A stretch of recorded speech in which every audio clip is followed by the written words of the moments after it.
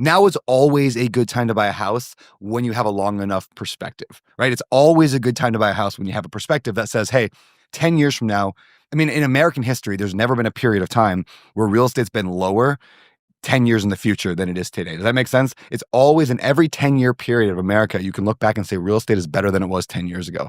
And I don't see that changing. In fact, I see that getting even more pronounced over the next few years. How has it changed since 2020, though? Because the entire market is flipped. It's completely Everything flipped. is different today. Everything is different today. So interest rates are double what they used to be. And so for those who are unaware what that means, it basically means your payment is like double of what it used to be. So if you had a house that was, you're buying a $250,000 house and maybe your payment was, I don't know, let's call it $1,700 a month before, now you might be paying $3,000 a month, give or take. And that's a big chunk. But worse than that, or equally bad, to compound the effect, is prices are sometimes double what they were 4 years ago. So not only are, interest rates higher, which makes the payment higher, so is the property value, which makes the actual payment out of your pocket way higher. So the question, should you buy a house if you can afford it, would be my if you can afford it reasonably, house would be a great investment long term. Now, if I push back on that, please. I'm looking around and I would love to buy a house. Yeah. But it seems like renting is so much cheaper. Yeah. That why would I spend,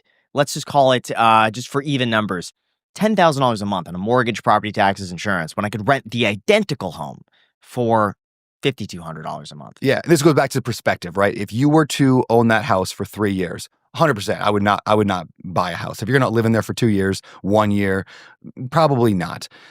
But if you're going to own that house for 5 years, 7 years, 10 years, 20 years, you're going to make so much more than $10,000 a month on average over that time period, because that house that you bought for whatever, call it $1 million, is in 10 years from now is going to be worth, call it $2 million, maybe $2.5 million, maybe $3 million. Like the prices are going up, especially because we have just a massive housing shortage in America. So when you look at over a long period of time, this isn't getting better. It's getting worse for affordability.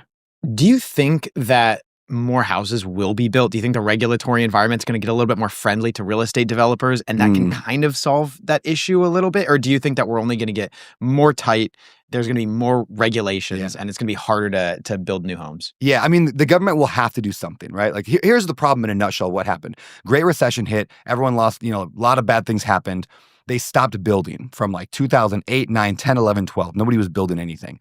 They started picking back up again, 12, 13, 14, 15, started, building, which is great. But when you're not building and more people are either coming to America and buying houses and, people are having kids and kids are growing up, there became a housing shortage. But what the second, I don't know what you call the second Great Recession, like 2000, we'll call it COVID. Sure. COVID happened. Everyone stopped building again. And it hasn't picked back up again. The only building being done is at the top of the market. In fact, Wall Street Journal had an article just out the other day. It just said there's a lot of apartments available. They're just for the rich people. There's almost nothing being built for the average American right now. So what does that mean? Again, supply and demand. So to answer your question, it's a tremendous problem. The government has to do something. Whether that, and we can debate this, and the government, they don't know what they're doing. So they can either reduce regulation and try to allow more building, which I don't see that happening. They can try to find a creative way to get more people into homes like California is doing right now with the ADUs, which is really fascinating. San Diego especially is wild right now. And you could do that, or the government could just start subsidizing Americans' rent. And I think it's going to be a combination of all three. That would be insane if the government subsidizes people's rents, because that just means landlords are going to raise their prices 100%. accordingly. Yeah. So people are like, are you afraid of rent control? Are you afraid of like the government stepping in? Would you do Section 8? All those things. All the answers, yeah, of course I would love to have that. Like, I don't mind regulation. It just makes me richer. And what I mean by that is the more the money gets printed and pumped into the economy, landlords are usually ones that end up with the money. It's business owners and landlords get that money because it goes to the tenant. Fine, they pay the rent. Landlords raise the rent. We get more. It doesn't solve the problem, but that's how America likes to solve problems. That's interesting because during COVID, when they printed all of the money, gave away all of this free money, you're right. Yeah. Like the people that received the actual stimulus checks and this and that just goes away like that. Yeah, it flows right out. You see the wealthiest people during that time period gained the most amount of wealth, like by crazy magnitudes. Yeah. My wealth grew by tens of millions of dollars during COVID because my properties that I owned just went up in value because the rents went up because people, it was a weird time. There was so much money in the economy. Yeah. So there's the argument that home values really aren't going up. It's simply that the United States government is printing more money. Sure. What are your thoughts on that? It's probably true. Like, in other words, if I had, my house is worth $1 million today. It's gonna be worth $2 million in 10 years. Okay, that's probably reasonable to say. But also, the gallon of milk was $4 today. It's going to be $8 then. So in other words, inflation is causing the housing to go up. That's for sure. But it goes back to the original point of, should you buy a house? Well, if you don't own the house, then now you still have nothing 10 years from now, and your milk is still $8 a gallon. So like you can argue whether it's right or wrong, or you can argue whether is it inflation? Is it just supply and demand? But regardless, if you own the asset, then you're playing with the game. You're not fighting against it. And your payment is fixed, whereas And your people that payment. rent, their payment basically is at the whims of the market. Yeah, I mean, it's fixed for as long as you get a good mortgage, which is super important. You get a fixed mortgage instead of a variable, which most people are pretty good with that. Yeah. Taxes and insurance, though, can kill people a little bit. If you're whatever, your taxes are at $10,000 a year, and then it bumps it up to $20,000 a year, your payment's going up by, almost $1,000 a month. That's real, but it's not, it's not going up by thousands of dollars a month. You're not going to be completely hosed if you own a house with a fixed mortgage. Yeah. Now, for those unfamiliar with you and what you do, could you give us a bit of a backstory of how you got started in real estate? Sure. And in essence, almost what qualifies you to talk about this? Yeah. All right. It begins with Cold Stone Creamery. You guys have that ice cream? Cold Stone? Mhm. Yeah. Great ice cream, right? So I was singing for tips. So they don't do that anymore, do they? Do they sing for tips? It's I been a didn't long get time since I I've didn't done get that. sung to Yeah, when I went there. dude. Yeah. Really? Back You in the go, day. well, because you don't tip. Yeah. That's why. So back in the day, you work at Cold Stone and you sing when somebody puts a tip, like, thank you for your dollar. Listen to us holler. I don't know why I remember that one. So you sing for tips, and that was my job. I was making $8 an hour plus tips, averaged like $15 an hour. And I decided to rent this like 4-bedroom apartment, and then I rented out each of the bedrooms to just guys from the local college, which is, an experience in itself. But all of a sudden I was living for free. And so that's how I got into real estate. So just people know I did not come from money. My dad's a meat cutter. My mom did daycare in my house. Like, we were very like blue collar, lower middle class. But I discovered like, oh, this is cool. So anyway, I did that. I ended up buying a house, just like a house, and then rented out the bedrooms to a bunch of buddies. Did the same thing, lived for free. Then I bought a duplex. That was cool. Lived in one half, rented out the other. Where'd you get the idea to do that? It was kind of an accident, actually. I was bowling with some friends, and one of the persons I was bowling with, I said, hey, do you have a place I can rent? And she's like, don't rent, just buy. And I was like, but that's crazy. I'm 18 or 19 years old. Like, why would, and they're like, no, don't, just trust me. She's like, just trust me, buy, don't rent.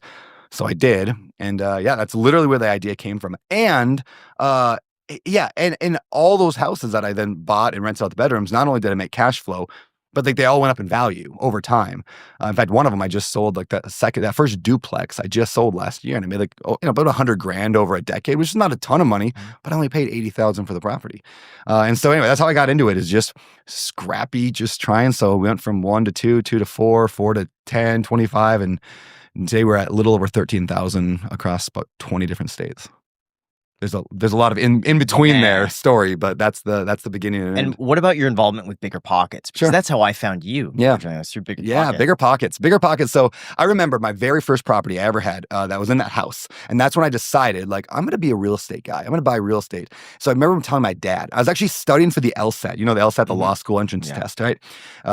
I'm studying for it. And I tell my dad, hey, I'm actually not going to go to law school. I changed my mind. I'm going to be a real estate investor. And he's like, that's crazy. Like, why would, like, secure job, all that? And he goes, what are you going to do, Brandon, if the tenant doesn't pay rent? I was like, oh, shoot, I don't know. Like, I was like, you're right. Never mind. And I almost changed my mind. But what I did, I went to Google and I typed in, I don't think it was Google, Dogpile maybe. I'm like, whatever that old, before Google everyone used, maybe Yahoo, what to do when tenants don't pay rent. And this little tiny blog forum called Bigger Pockets pops up. And I don't remember what the answer was. I remember I printed it out, and I've had it for years somewhere in a file here. But I printed it out. But what it meant was there were answers to all those, like, problems. Like, when people are like, yeah, but you shouldn't do real estate investing because of ABC. Every ABC out there is an answer from somebody who overcame that and then made millions and millions of dollars. So it like expanded my mind to say, okay, well, maybe I can do this. So that's what got me into BiggerPockets. Actually, I was one of the very first signups on their website. I mean, it was basically just Josh Dorkin running in his basement. And I jumped in and started volunteering to edit blog posts for him. I was like, I can help out. Let me just edit blog posts. I pretended I was good at English and grammar, which I was not. That led to the podcast. And so I started the podcast alongside Josh. And then the podcast just took off and became the biggest real estate podcast. And like we were number 2 in the business category for almost a decade. That's It was incredible. Dave Ramsey and Yeah. us. And I was like, can never beat Dave.